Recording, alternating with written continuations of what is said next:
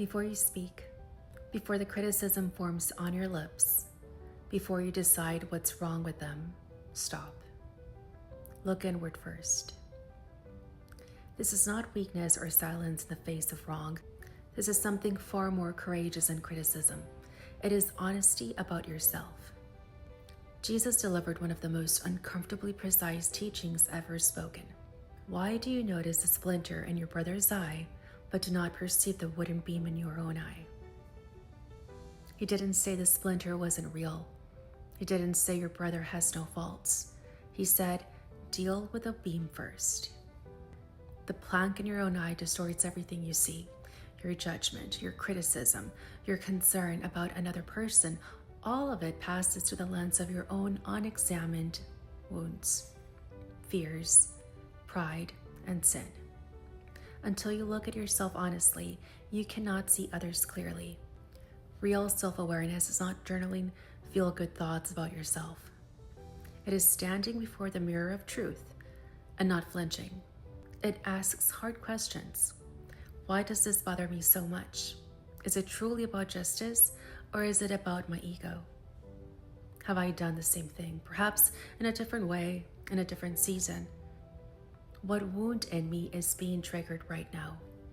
Am I criticizing out of love, or out of superiority, resentment, or the need to feel right? Would I want to be judged by the same standard I'm about to apply? The saints called this examination of conscience, and they practiced it daily. Not to spiral into shame, but to walk with truth, because a soul that knows itself knows its need for God. And a soul that knows its need for God is far slower to condemn its neighbor. When criticism is launched without self-examination, several ugly things can happen.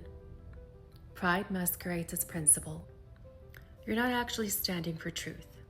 You're standing for yourself, and you've dressed it up in the language of righteousness.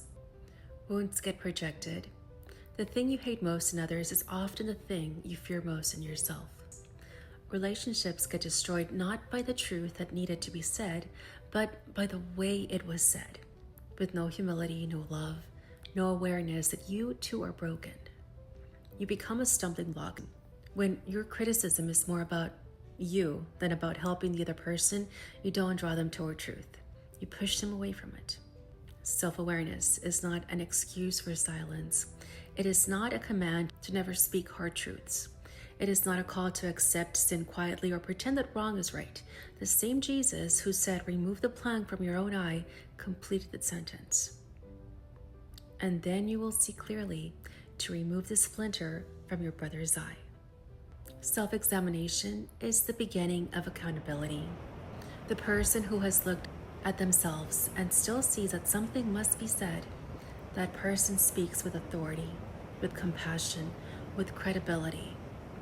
Their words carry weight because their life carries humility. That is fraternal correction done right. That is love that actually helps. God bless.